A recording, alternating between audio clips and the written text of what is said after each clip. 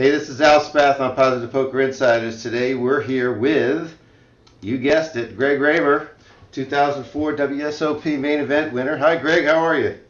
Good morning, Al. How are you doing? Good. I think we've corrected that glitch. I apologize to those of you out there that heard us talking about how dumb Al was and his computer skills. We'll talk I about never Greg. said that. I never said that. We'll talk about Greg Raymer's poker skills here in just a second. 2012 was a great year for you, Greg. We'll get back to 2004, but the HPT, 4 wins in 1 year. What do you attribute that to? You were on such a roll. Oh, I mean, it's just variance. I mean, I'm playing well. The fields in those events are much softer than, let's say when you were at the World Series in 2012. So certainly, I have an edge, and I'm a favorite to make money in each of those events. But I mean, it doesn't matter how well you play. Even a one-table sit and go, you're not going to be like a favorite to win the tournament. And so even though those fields might have varied between like, under 100 and 300 or 400 players in each of those events, even if I had been by far the best player in the field, then I'm still a huge underdog to win. So it's just variance. So, I played well, ran good, and it's just the fact that it all happened in 1 year instead of spread out over several years just makes people pay more attention. Well, I was paying attention because I kept reading up in both Andy Up magazine and some of the other magazines that are out there that Greg Raymer does it again. Greg Raymer, it was like you couldn't find a weak spot in your armor. You just would just every decision you made turned out to be a correct decision. I know you lost hands, of course, but you just kind of annihilated the field. Well, like I said, it just worked out well, and I was playing good, and um, of all those four final tables, they played their final table six-handed for TV back then. So of those 20 opponents, there was only like, about four that were like really strong players. And the other, 16 were all, on the weak side. Hmm. So it was, a situation where I'm getting to the final table as, the most talented player. And then I've got the experience. I don't have the nerves. Um, I've been in many situations where I'm playing with people, and now we become the TV table or the final table, Right. and someone all of a sudden who might have been very difficult to read. I was having a hard time getting any tells off of that person, and now we're on the feature table or the final table. It's being filmed for TV, and now all of a sudden, it's like wow, it's like very obvious, like when they're strong and when they're weak, and when they're bluffing, and that's always been an advantage. Is that since I have that experience and many of them don't, even if they're good players, if that's their first time on a TV table, they might, be getting more emotional. This is a big day. This is maybe the most money they've ever played for. That's the kind of thing that causes you to give off tells. Hmm. Let's go back again now to the 2004 World Series main event, and you were heads up against what? David Williams? Yep, we played seven hands. 7 hands. Prior to David Williams, the final table, who at that table did you have the most concern about? I'm not going to say fear, but because I think when you get to that point, you're in a different zone. But who were you concerned about to your right or to your left, and it didn't pan out the way you thought? Um, well, I was most concerned about Josh Arya. He was definitely the most, skilled, tricky, aggressive player and not easy to read. Mm-hmm. I wouldn't say it didn't pan out as expected or anything like that. I mean, everything panned out really well, obviously, since I won the tournament. Sure. But I mean, he was by far the toughest opponent I'd had to deal with for the majority of that tournament. He and I happened to be at the same table, for a lot of that event. Not just the final table, but the final, dozen or more tables. He and I spent a lot of time at the same table. And he was always just a tough, tricky opponent. And at the final table, he was a couple of seats to my right, which was great for me. But in some of those earlier days, he was on my direct left. Mm. And we butted heads a lot played a lot of pots against each other, some big pots, and he was by far the guy that was toughest to deal with. People tended to be a lot more straightforward back then. I mean, we weren't really into the poker boom yet, Right. at least not in the sense that people hadn't really gotten better at that point. So it was becoming hugely popular, but players hadn't learned a lot of the skills and hadn't picked up a lot of the knowledge that they have today. Without a doubt, some of the worst players that you might play in your like local poker room daily tournaments, Mm-hmm. they would have been, above average in the field of the main event back in '04. So even though you're looking and thinking, well, that guy's horrible, he makes all these mistakes all the time, but people back then, there was lots of common mistakes that people made back then that even some of the good players made. Things that weren't considered mistakes at the time, but now we look back and say, wow, that's horrible. Was the field like 9,000 the year you were in? Oh, no, no, no. It was 2,576. It was only 2,000. What? When did the explosion? It was in '06. Well, that was an explosion. The year before, when Chris Moneymaker won, it Right. was 800 and something. So we That's we right. more than tripled the field from '03 to '04, and then it more than doubled into '05, and was in the high 5,000s. Right. Then in '06 is when it peaked at I think over 8,000 or close to 8,000. Yeah, that's when the big number that was there. Do you remember in that tournament? I know it's it's hard to believe it's been 12 years or 11 years since then, but do you remember a turning point in that tournament, whether it be in the early stage or middle stage, that just something lifted you and gave you the ammunition to do more, be more aggressive or take more chances? Was there a certain hand that you absolutely can pick out? No, there really wasn't one, and it's not because I don't remember it. It's just because it really didn't happen that way. Steady. I mean, between level one and early into level two, I had built my stack from 10 to 13,000, Mm-hmm. and then I got it all in on the flop. It was a Jack 8-3, I think, and I had a set of eights. Got it all in. My opponent had pocket kings.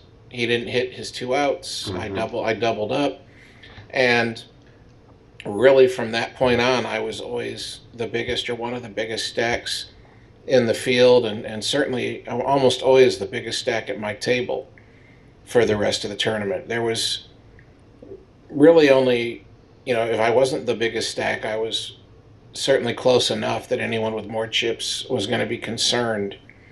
It's kind of like they couldn't just mess around with me, because if they lost a pot to me and doubled me up, it was going to cripple them. So I was always in good chip position from that point forward. Wow. It was an amazing run. I was just mesmerized by the whole thing. Those several years there, from the moneymaker years. I thought it was really fantastic when I saw Harrington go back to back final table. I don't know. I don't even know if we'll ever see a back to back main event champion. That might be just out of the realm.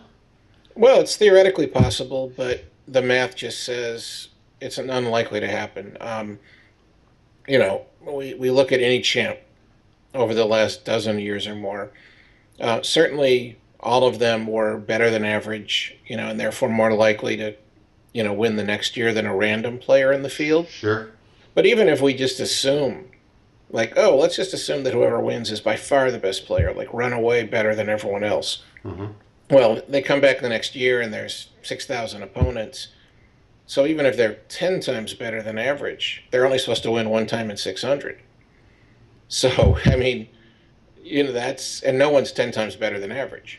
Yeah, they talk about in baseball about Johnny Vandermeer's back-to-back no-hitters as a record that nobody will ever match. But when they talk about what records will be broken in baseball, I still think that is the one that won't be broken, because that would take 3 no-hitters back to back to back. Whereas DiMaggio's 56 game hitting streak, and I think Ripken's is pretty safe too. I don't think anybody's going to play like him, but there's certain records that just won't be topped. I know you can't compare your to the Doyle and everybody that started in the beginning when it was one table, two tables, because that's unfair to anybody to compare those. So I've noticed that this year there was a lot of concentration by a lot of the pros into the other disciplines other than the no limit. Did you find that the fields were easier or harder when you got out of the no limit mode? To be honest, in the current poker world, the other fields are not softer than a smaller buy-in no limit hold'em tournament. Mm-hmm. Now it's easier to win a bracelet because just the field size overall is smaller. Right. I mean, it's always easier to beat 200 people than 2,000 people. But if we go back in time a little bit, in 05, 6, 7, 8, 9, 10, there you had, a ton of money floating around the poker world, lots of sponsored pros who could have, their sponsor buy them into tournaments. And so they're playing events even if they have hardly ever, maybe never played the game before. So, I mean, I would have people I knew come up to me and say, hey, like I'm playing this stud or this draw tournament. Can you give me some tips? I've never played before. And I'm thinking, like, why are you playing this event then? And it's, well, because my sponsor will buy me in and I'm free rolling, so why wouldn't I? Mm-hmm. And so the fields were quite soft when you weren't playing Hold'em anymore. And especially the things like the draw games. I mean, you would play a deuce to seven tournament, and you almost always, there for a few years, at your starting table, might have someone who didn't realize aces were high.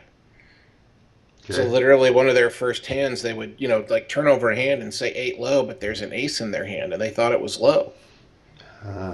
So, I mean, that, obvious of a mistake, so to speak. Like they didn't know the rules of the game. And that kind of stuff just does not happen. And now the people are all fairly experienced, and they tend to be people who are good poker players in general.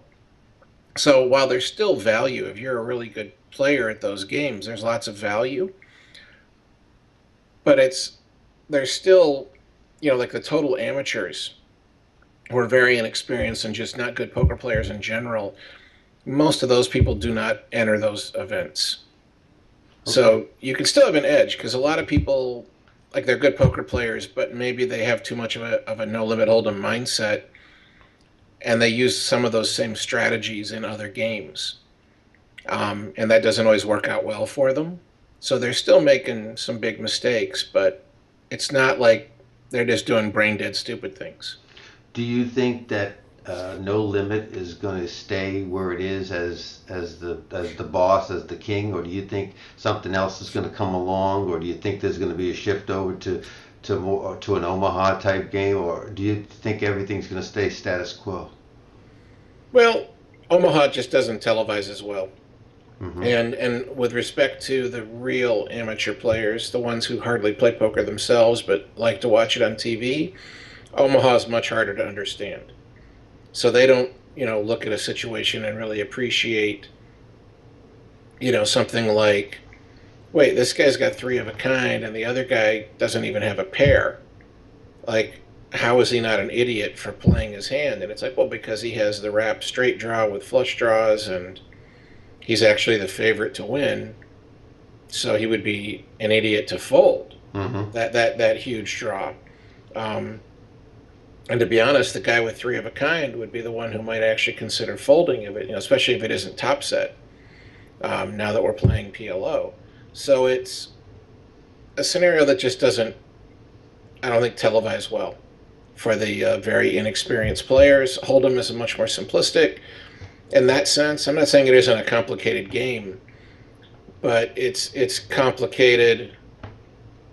I mean, I guess you might compare it to checkers and chess. Both of them are pure games of skill, mm-hmm. but checkers is much more simplistic to understand. But that doesn't mean you wouldn't have to still, work hard if you wanted to become one of the best in the world at that game. And there's lots of complications in the strategy.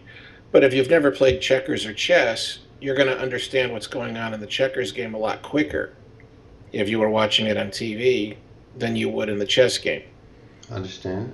So, if you had to pick a discipline, of all of the games out there that you had to play to bet your money on, and that was your choice, that was your favorite game, which one would it be?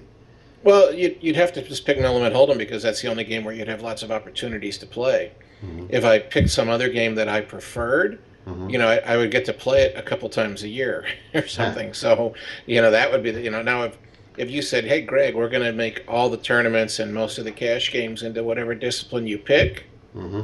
then I would pick something else. It would be completely different than No Limit then. But the truth is, No Limit and Pot Limit games are great tournament games. Hmm. I think limit poker in general is actually going to be better for almost everyone when they play cash games. Hmm. So if you were listening to me, you'd be like, okay, if you want to play Hold'em, fine, but for cash, play limit. For tournament, play no limit. Um, you know, if you like Omaha, then let's play limit for cash and pot limit for tournaments, and so on. And then of course that would kind of leave something like stud out in the cold because it doesn't really make a good pot limit or no limit game ever. Um, but play limit stud games for cash. But limit games just never make good tournament games because the variance is just so much higher. And the Um, pot's not big enough to gain that interest. That all in button or that all in call is something else that really fascinates a lot of people and draws them to the game. Let's go back a little bit. I understand you just, well, I think you're 51 or 52 now. yep, Uh, 52. and you were born back in Minot, North Dakota. Now we have an Air Force base. I'm 24 years Air Force, and we have an Air Force base up there. Did your family have anything to do with the Air Force then, or was it just that's the place that they resided? Oh no, my dad spent a couple of years in the Air Force, and he met my mom, got married. I was born in Minot, but he finished his 2 3 years when I was still less than a year old. Moved back to Michigan where he was from, and so that's where I grew up initially until I was 10 years old. Yep. And then you went on to college at both. I think it was Minnesota, right? Yeah, I got my bachelor's degree from Missouri at Rolla, which is now, they've changed the name. It's now Missouri University of Science and Technology. And so that's essentially an engineering school in the middle of the state. And then I went on to grad school at the University of Minnesota, got a master's degree in Biochemistry. biochemistry, and then I went to law school at the University of Minnesota. Patent attorney, right? Yep, I was a patent attorney for 12 years. That was my full time job until I quit in 2004. So when the PPA came calling and they asked you to do some testifying and helping them out and everything, and uh, your background must have come in handy. Well, certainly, I mean, being a lawyer doesn't mean you necessarily know a lot or are any good at politics. Hmm. But maybe it's again related to our discussion before about nerves and stuff. I mean, I used to do stand up comedy and do a radio show in college. I don't have any issue with public speaking or getting nervous in front of crowds or anything like that. Well, you were asked to be vice president, to run for vice president in 2008 to the Libertarian Party too, weren't you? No, no, no. I wasn't asked, but Oh, I was, very into libertarian politics, and I was considering the considering it. idea of, putting my hat in the ring for that purpose. And the main issue wasn't so much. I mean, I really wouldn't want to be the vice president Hmm. of the United States, but it was more of, my name has enough, celebrity attached to it at that point in time. There's still tons of reruns of my win on ESPN and stuff that Right. the name recognition factor might have been something that could have helped them get more attention and therefore more votes. It's one of the things I always hate. I'll be talking about libertarian politics with someone and they will say like, oh yeah, like I prefer the policies of the Libertarian Party over the Democrats and the Republicans. In other words, they believe more in the libertarians. Hmm. But they're like, but I'm not going to vote for them because they can't win. And Right. I'm just like, drives me crazy because I'm like, well, of course they can't win this time. But there's so many people that think like you that they don't even ever get hardly any votes. But if Right. everyone like you who believed in them would vote for them, now they would get enough votes that it would get attention. And then they would get more publicity, they would get more time in the mainstream media, and then more people would kind of say, "Oh yeah, I like the sound of this. This is better than the Republicans or the Democrats." And so, in other words, if the people who believed in it would follow through and vote, Right. well, then we would get more votes this time, and then we would get even more votes the next time. And in a few cycles, We'd have a it'd be choice. We'd like, have a real yeah, choice. Yes. now the Libertarian actually has a good shot at winning. Yeah. And even if they don't win the president, well, then they start winning, races for the, other offices of significance. They can become members of Congress and stuff like that. Whereas right now, people just keep having this attitude of like, well, I think Republicans suck. I think Democrats suck. I prefer the Libertarians.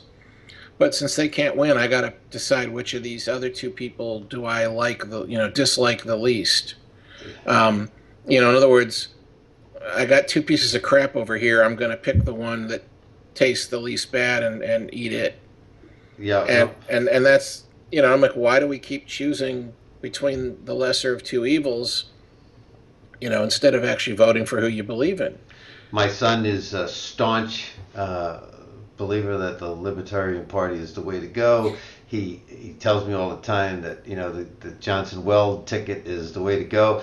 I myself, every time, and you don't hear them much on TV. CNN has had him on a couple of times, but I wish that Weld was at the top of the ticket. I think that I personally think he has more to offer. I don't know how the Republicans let this guy go. He seems pretty smart to me.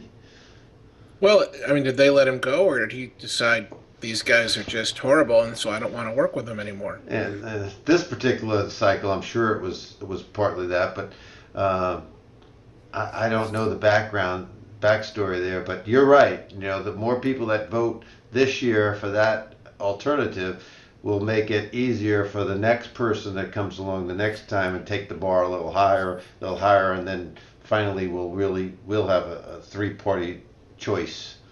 And right now it's as you said, it's dominated by the worst of two evils, and I think that most people are going to vote against what they really believe, or they're going to stay at home. Well, yeah, either they give up and stay at home, or I've had a lot of people like on Twitter and stuff, they respond to some of my libertarian tweets, and they're like this election is too important, and I have to pick between one of these two.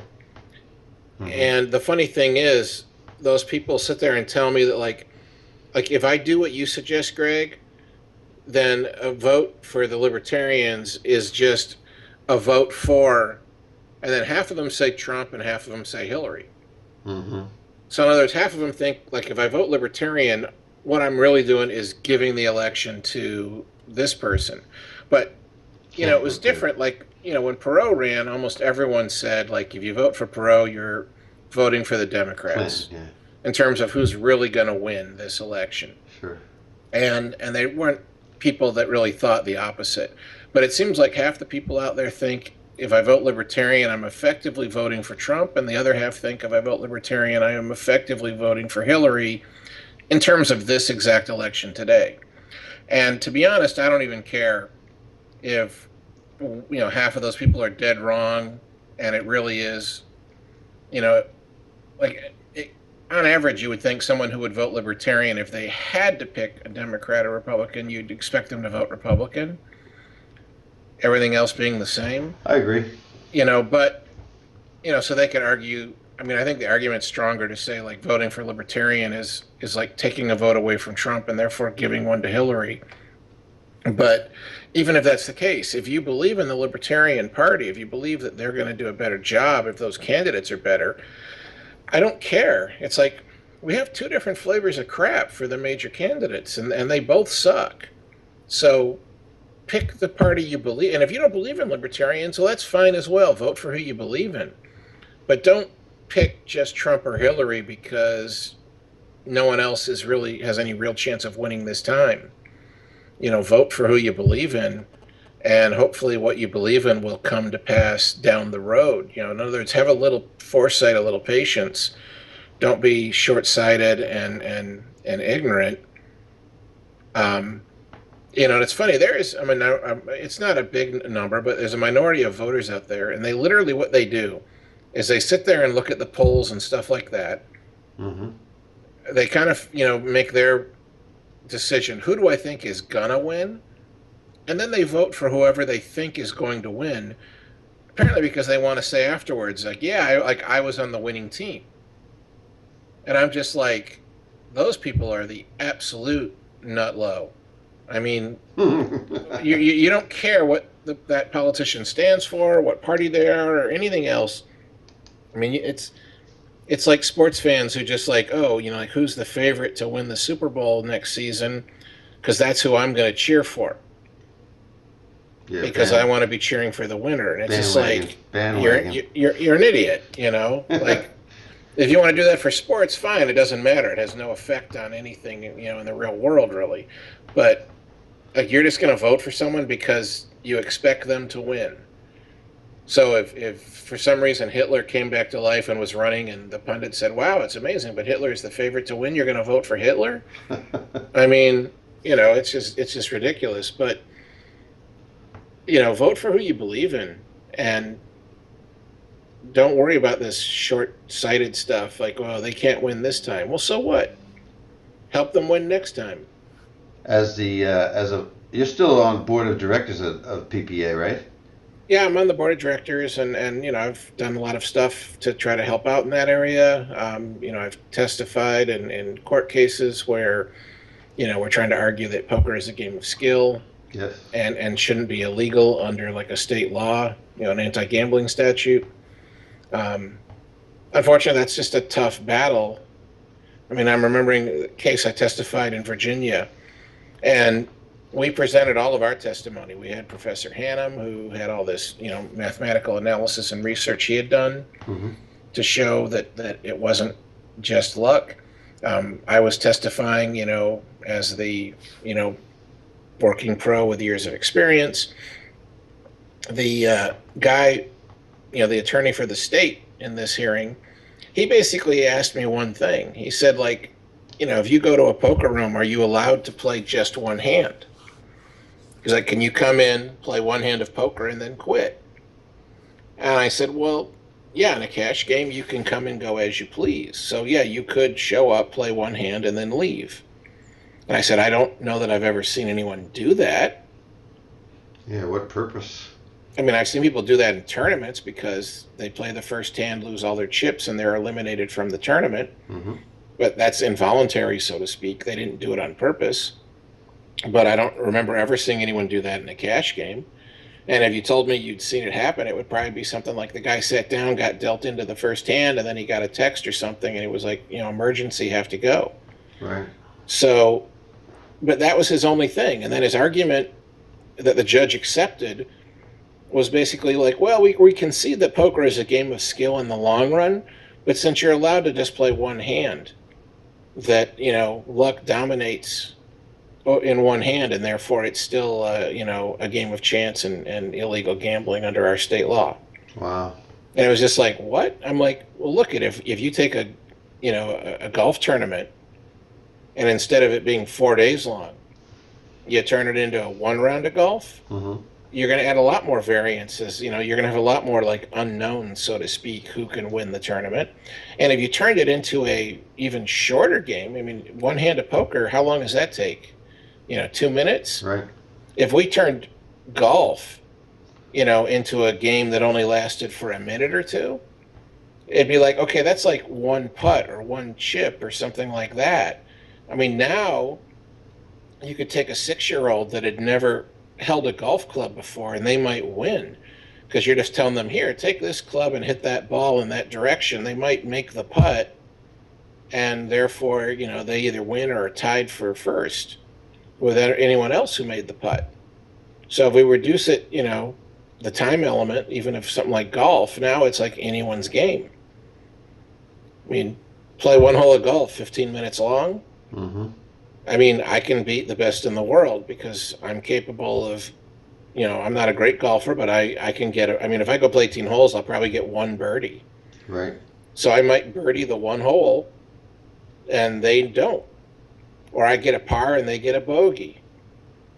So even though they're a huge favorite, I still might beat them. But that doesn't make golf a game of luck because I can win the 15-minute golf game against a tour pro. I get you 100%. When you do you and the PPA I know that you want to target those that are for poker and encourage them to keep pushing the football down the field. But which party is the most negative again? If it is a party, is against or dragging their feet on this whole online game? Well, on average, certainly the Republicans are more anti-online poker or anti-poker in general, and the Democrats are going to be more favorable. But I mean, that's because the Republican Party has that big kind of conservative Christian element. Mm. That's that faction of the Republican Party, and so those people are opposed to gambling in general on moral Gambling, grounds. yeah. Yeah, it's not just poker, it's just gambling in general then. Yeah, I mean, and the reason that they don't fight things like the state lotteries is because they know that, like, those are all in place and we're never going to get them out. So they don't put any effort into that. Whereas something like online poker, they're kind of like, oh, that's something, that's a gambling fight we can win, so we are fighting it. So it's, and that's another issue I have is people who want to enforce morality. They want the government to enforce their morality on everyone else. Morality changes dramatically, you know, throughout time and from one society to the next. Certainly, there's lots of behaviors that, you would have been considered immoral if you did not engage in those behaviors 200 years ago in this country. And now you'd be considered immoral if you did engage in them. So morality changes dramatically, and it should never have anything to do with the decisions when our politicians are passing and creating laws. Yeah, but aren't they talking out of both sides of their mouths? Because sometimes they're saying, I don't want government involved in this at all. And then the next minute they're saying, I want government to regulate this. Oh, yeah, no, but I mean, I have conversations with individuals and we're talking about, that libertarian principle of, if you're an adult, you should be able to do whatever you want if you don't directly hurt someone else. The government shouldn't be stopping you from engaging in a behavior to protect yourself. And that's part of it with the gambling stuff is they're saying like, oh, you got these degenerate people, these, sick people that have gambling addictions. And we got to like make this stuff illegal so that these sick people don't have access to it and they can't hurt themselves and their family financially. And the same arguments for things like drugs and stuff. It's not so much, oh, because the guy's going to take drugs and it's going to drive him crazy and he'll do dangerous things. It's more of we have to protect them from themselves. I mean, when you look at a lot of the repercussions they talk about with illegal drugs, it's like, oh, well, the guy's going to commit crimes to pay for his drug habit. It's like, but dude, if the drugs were legal, they would be dirt cheap. Mm-hmm. I mean, people could just grow their own marijuana. They wouldn't have to spend much money for it at all. And lots of other drugs, cocaine and stuff. If you didn't have people having to smuggle it into the U.S., if they could just bring it in like any other drug, this stuff would be at the same kind of price point as things like aspirin and stuff. So it's, now all of a sudden the guy with a drug habit, he wouldn't be committing crimes to pay for his habit because that would be cheap. The issue now would be, are these drugs going to mess him up so much that he can't keep his job? Things like that. But again, I don't want the government telling me what to do to protect me from myself. So, because we can draw all kinds of judgments in that regard. So morality should never have anything to do with the law. It's illegal for me to murder you because I'm hurting you without your permission. Mm-hmm. I'm directly harming you and you didn't give me permission to do so. So that's why it's illegal. The fact that it's also immoral is secondary. I mean, imagine, you were in like the Aztec civilization all those, hundreds of years ago. It'd be like you'd be considered immoral if you didn't like kill those people and sacrifice them to the gods to help make sure that the, rains were going to come and the crops were going to thrive. So here were these religious reasons in that culture that we were supposed to say, we're going to go out, conquer people, take back prisoners, and sacrifice them to the gods. And it was considered immoral not to do that. And we would look at that behavior now and say, well, these people just, they were confused, didn't understand. They thought this stuff made a difference when we know it didn't. Yeah, we know sacrificing a bunch of people did not help the crops thrive in the coming year, and that this was just killing people wastefully. There was no purpose to it in reality. So we would look at that and say that was morally reprehensible what they were doing. Sure. They would look at us and say we're morally reprehensible because we are not sacrificing people for the gods. We're not meeting our burden of being, good religious people. So, and that's just a different morality of different cultures at different times. Yeah, the social experiment that's going on in Colorado is a good example of it too. To see what either the ramifications or the pluses of the marijuana. The government's staying out of it. I mean, there is a government that could step in and say something, but the U.S. government says, okay, go ahead, state, go ahead and do it. Well, this is a big time experiment. Let's see what happens from it. And I know the data is early on it. The state's happy with all the tax revenues and everything else. Crime has gone down, is what I've read, but I also heard that accidental driving accidents and things like that have ticked up just a hair. I don't know how long a period of time, 5 years, 10 years, it's going to take to take a look at and see what this has impacted their society and inside that state. It's really strange. I know I talked to a gentleman that went there to work, and marijuana was plentiful, and when he went back to the airport, he said the happiest guy in Colorado is the Hertz or the Avis rental car guy, because he says everybody leaves their marijuana in the car because they can't take it on the airplane. Well, I mean, I would have disposed of it before then just in case, but or used it. Something. See, I mean, like, personally, I have no interest in smoking marijuana, but you're an adult and you want to do it, go right ahead. Like, just the only issue I have is the same as, like, I don't want people smoking cigarettes, next to me when I'm in the restaurant or theater or whatever. Because I find it annoying and there's potential for health harm to me of the secondhand smoke. That's about all I care about marijuana. Yeah, it's the same. It's the same way as cigarettes. Yeah, I remember in many of the casinos down in California when I lived out there, the 1 in 8 seats, if you were playing a stud game, or the 1 in 10 seats if you were playing Hold'em or something, were not allowed to smoke, but anybody else at the table could smoke, or half the room was smoking and half was not smoking. And I used to always use the analogy that that's like putting chlorine in half the pool. It's still a health hazard. It's still going to filter over. It's still going to get you. It needs to be not there. I don't need to have somebody's ashes in my mashed potatoes at the dinner table, just like you said. It's just not reasonable to do these kind of things. And if you want to take it outside and to the open air, go ahead. I'm not going to sit out there with you. I'll make my choice and sit inside where it's non-smoking. It's just common sense.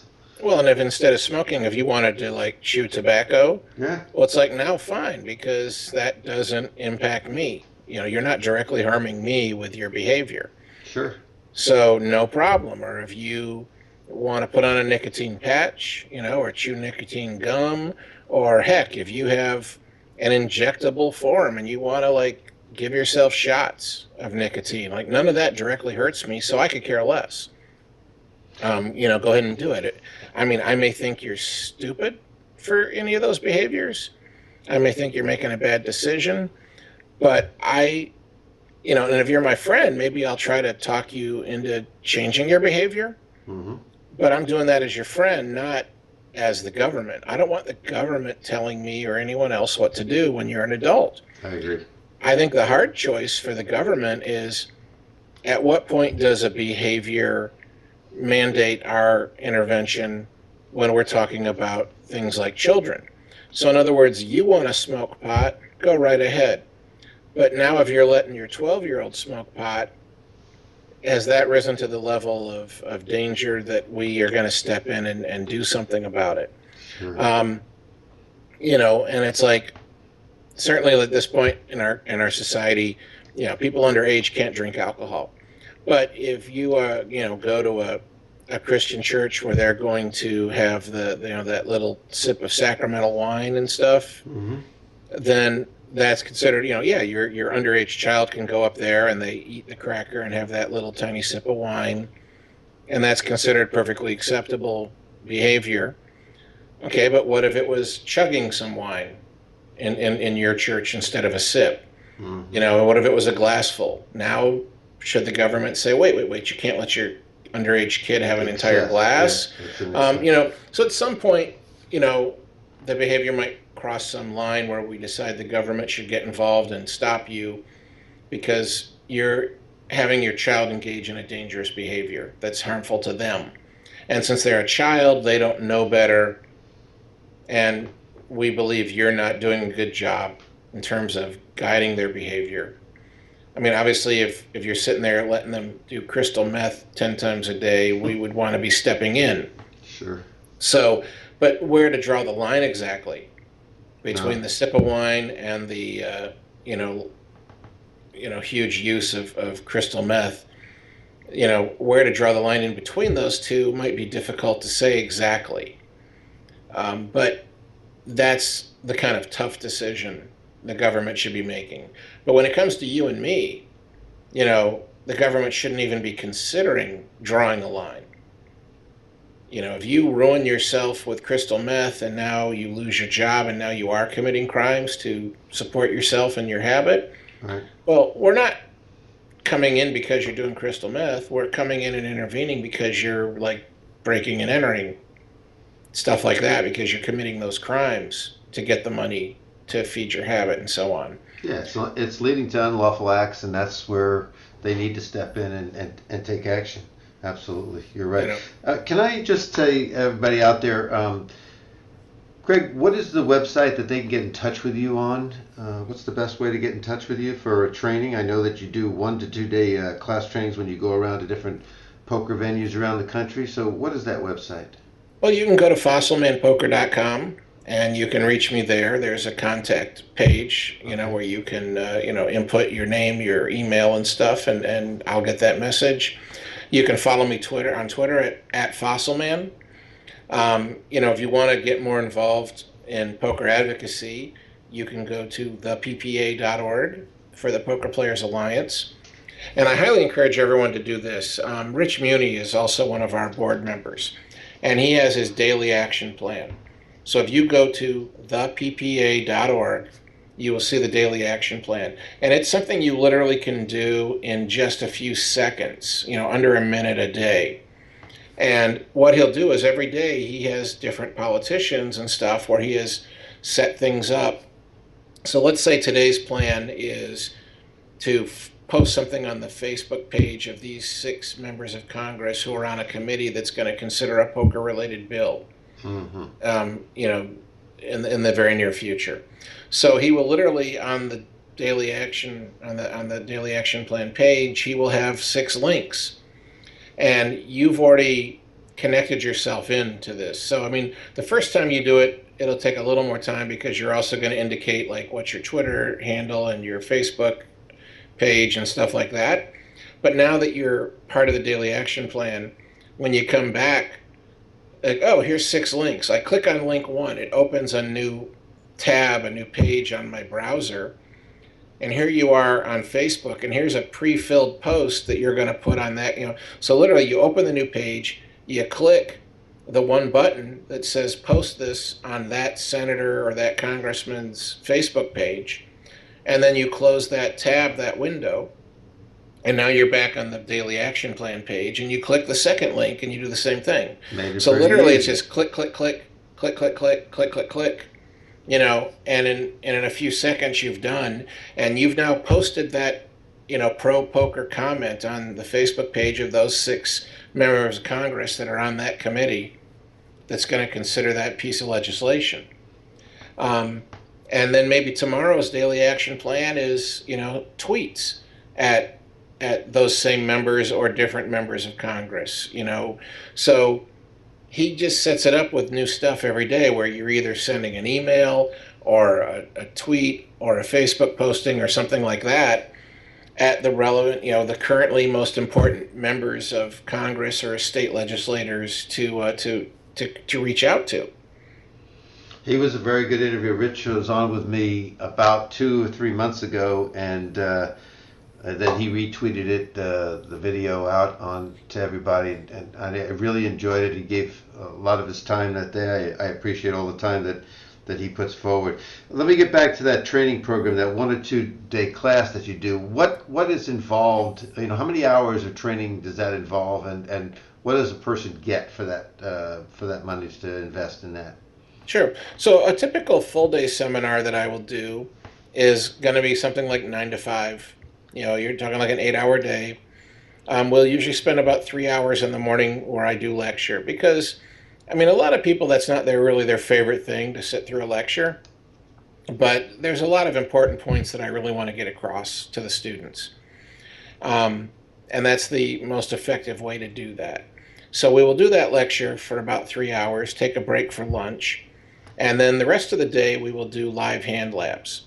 So for that, it'll be me, and, depending upon how many students I have, co-instructors.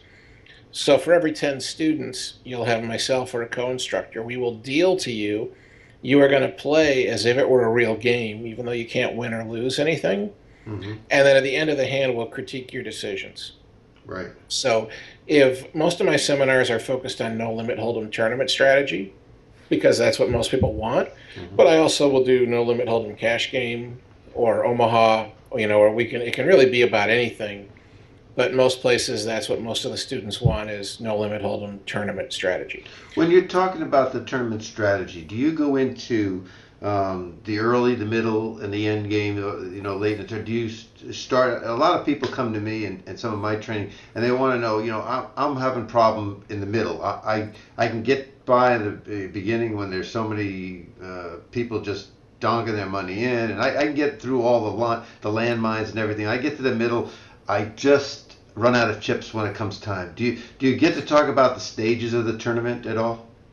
Well, I don't really teach that because I actually don't agree with that as a strategy point. Okay.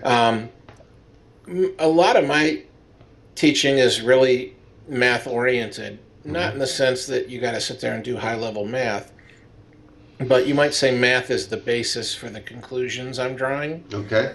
And so my point is that for most of a tournament, you're not even really playing tournament poker. Early in a tournament, the value of the chips is linear. Right. So, if you and I are both in the main event this year, we both played that, let's say. So you started with 50,000 chips, and they're worth $10,000.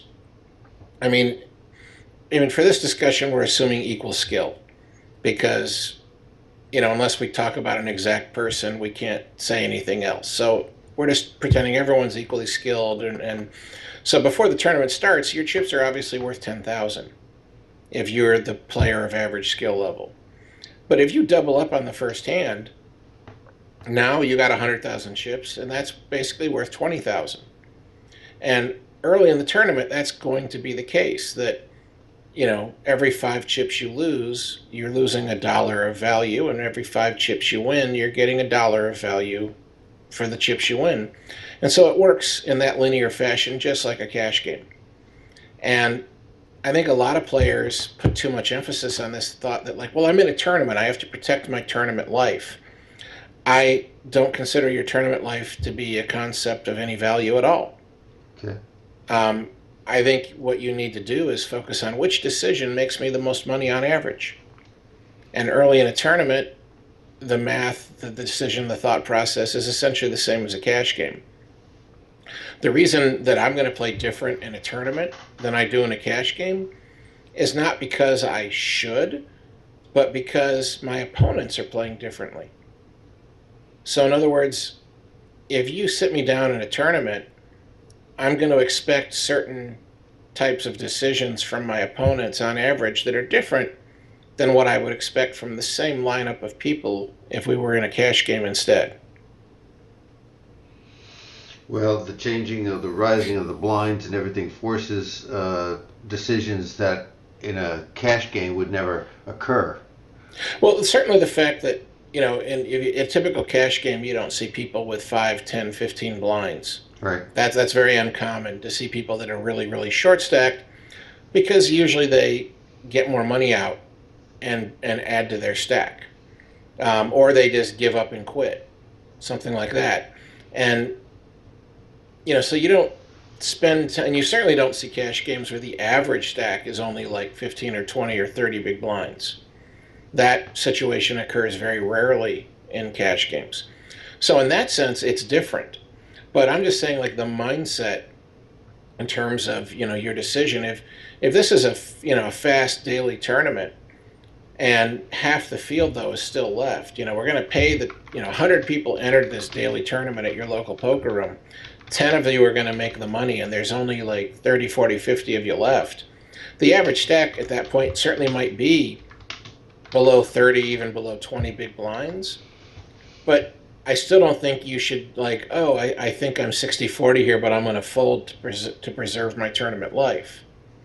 I think you're going to make more money on average if you take the risk for all your chips, if you really believe you're a 60-40 favorite. Mm-hmm. So the fact that 40% of the time you lose and you're out of the tournament, I don't think that changes the math to where you should now fold in this situation. So I think people make a lot of mistakes in that regard. And then deep in the tournament, I think people kind of make the opposite mistake. They now don't take into account the fact that, like, the ICM and that kind of math has now come into effect, and that the fact that I'm a small favorite here. I mean, that's like when you see someone calling a huge 3-bet with a small pair kind of scenario. I mean, I open to 2.5x, a player goes all in for 20 blinds, and I'm calling with a baby pair. From a cash game point of view, it may be a correct decision, depending upon the range of hands that I put him on. But now that same decision that might be correct in a cash game might be wrong in this tournament, because we are in or almost in the money. And ICM now has this impact that, it's not like I'm not just calling, 18 big blinds to win 23. Or I can kind of say, like, oh, well, that's, I only, if I'm winning this a little over 40% of the time, it's correct to call. Now, because of ICM math, instead of needing to win 42% of the time, I might need to be winning almost half the time to correctly call. So I try to teach concepts in my seminars. I don't teach things like, here's the range of hands you should play.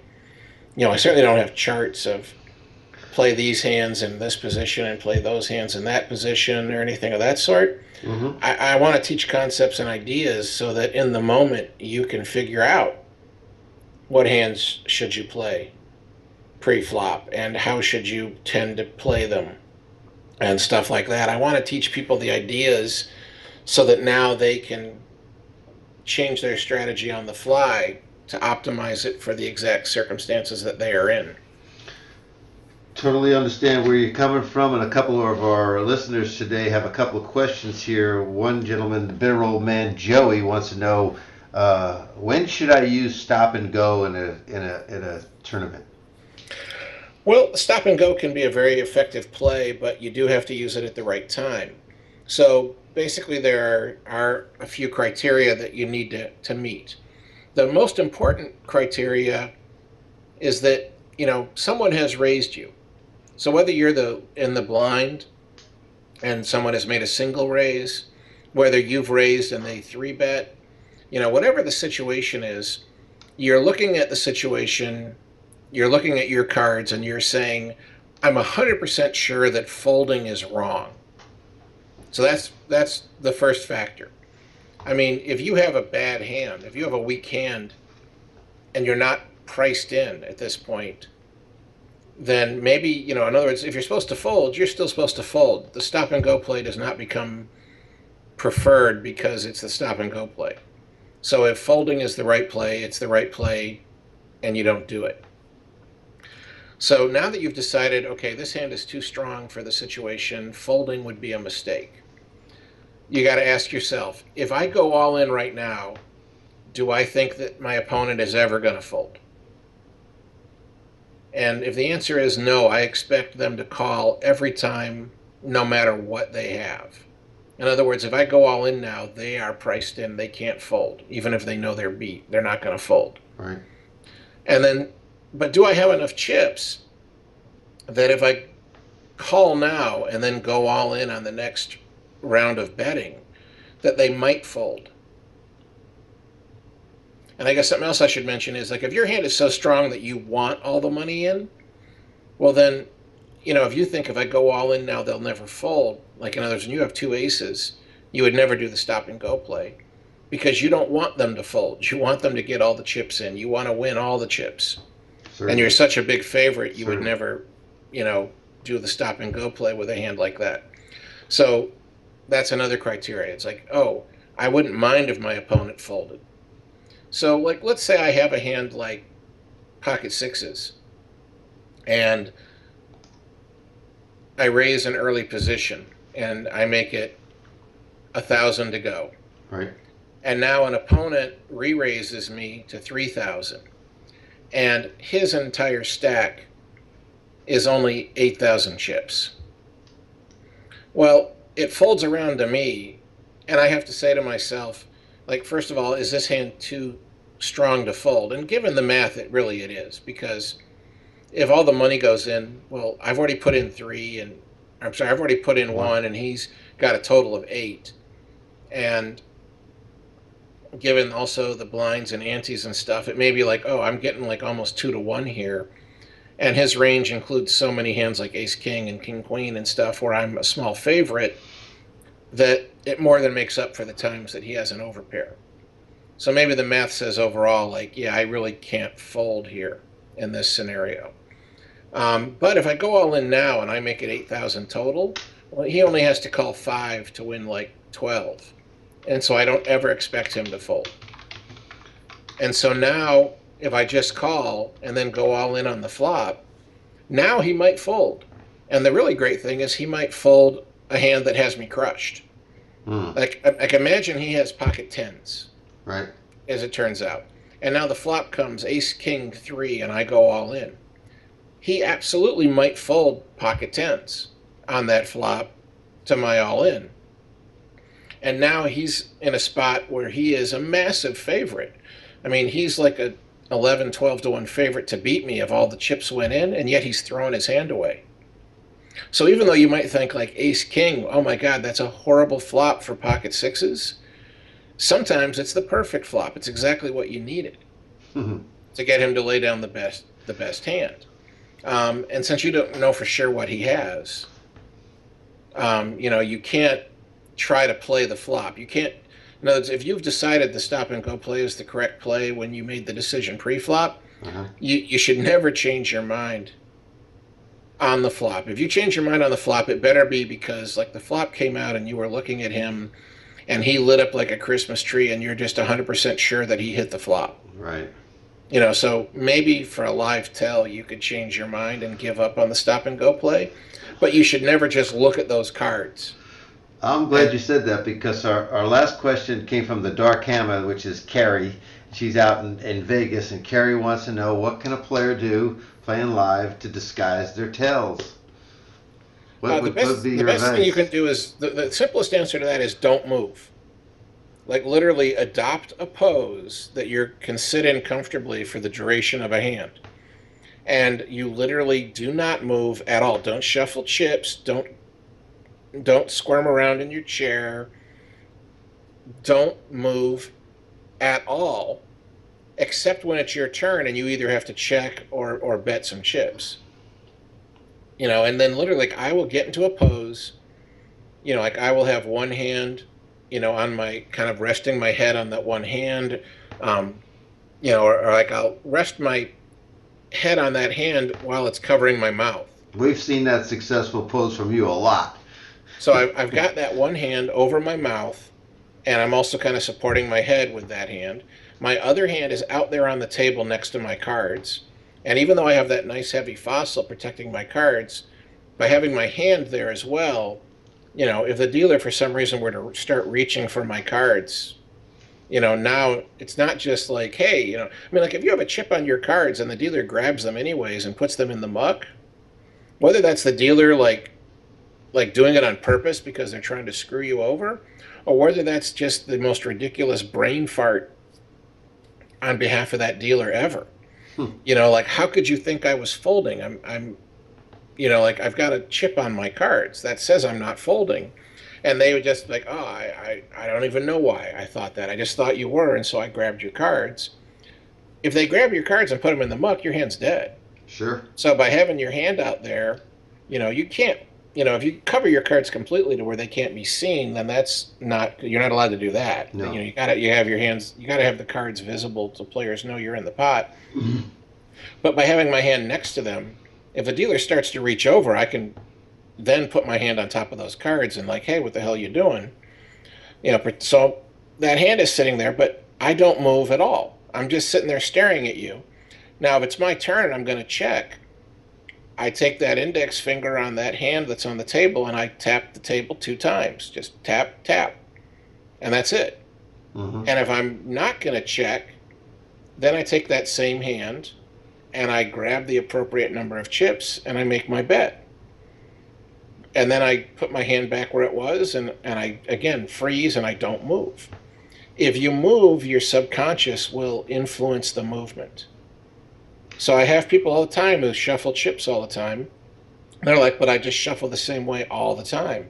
I'm like, maybe you do, maybe you don't. I've seen many players where I can time the pace at which they're shuffling and it becomes a tell. They'll shuffle faster when they have a strong hand. Adrenaline's pumping. Exactly. They got a little adrenaline going. They're shuffling a little faster than otherwise. And I've seen people as they're shuffling their chips, their hand will either like kind of very slowly, like a millimeter at a time, it will either move closer to the board and away from their body, or it'll start moving closer to their body. And that's a distancing tell. When you see something you like, you tend to move towards it. When you see something you don't like, you move away. Imagine you're at a party, someone taps you on the shoulder, you turn around. Well, if it's an attractive person, you might tend to lean in, hey, how are you? As you say hello to them. And if you turn around and it's someone who you find extremely unattractive, you might be leaning back like, oh, hello, like, what's going on, And that's just going to be that subconscious distancing factor. And the same thing happens at the poker table. Someone who's sitting there but not holding themselves absolutely still, you might see them lean in closer when they like the flop. It's like, oh, I like that. I'm getting closer to it. And when it's a bad flop, they'll tend to like lean back and away from it somewhat. And I've seen people do that when they're shuffling chips, that their hand is slowly moving closer to or further away from the flop. And I know exactly what you're saying. I think everybody is visualizing that right now, and I'm on the same page as you. When I talk to Carrie and others that I've trained over time, I tell them to stay perfectly still. I tell them if they want to do anything at all is look at that pot and count the chips to themselves in the middle of the pot and just stare at the pot. Don't stare at your opponent. Don't give your opponent anything to read any kind of information, whether it be misdirected or not. Just stare at the pot and don't move. And another thing, a lot of the newer players that are starting out, they seem to get a little excited, and when, like you said, it's time to bet, they grab chips and they're shaking. I always tell them, think about it for a second, what you're going to do. Announce the size of the raise, and that'll take a little pressure off you about grabbing the chips that you want. Well, and then plus you just avoid the honest mistake. We've all seen someone who wants to bet a certain amount and they grab the wrong chips. Sure. If I'm in a cash game and I'm thinking I want to bet 75, but for some reason I grab 3 red chips instead of 3 green. Sure. And now all of a sudden I'm just betting 15. And it's like, oh man, like that's way too small for this pot size. If it wasn't going to get people to fold, but now they wonder like 15, what's he doing? It adds this layer of confusion. It's like, well, if that guy raises me, is it because he thought 15 was such a weak bet, or is it because he just thinks he has the best hand, regardless of my bet size? Um, you know, now I'm starting to wonder if I shouldn't give him as much credit for having a hand because maybe he's just raising because of my bet size.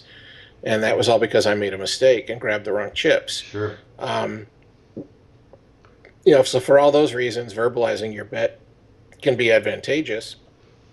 But if you don't want to verbalize it, you're afraid maybe your voice is going to crack or something, that the tone of voice is going to give away a tell. Mm-hmm. Just make sure you've grabbed the right chips. Another quick tip, nothing to do with tells per se, but if you are just going to call a bet, I've been working very hard to get myself completely into this habit.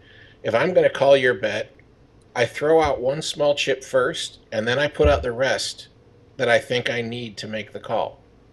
So like we're in that tournament and you bet 1,500, I'll toss out the $500 chip, the one single chip.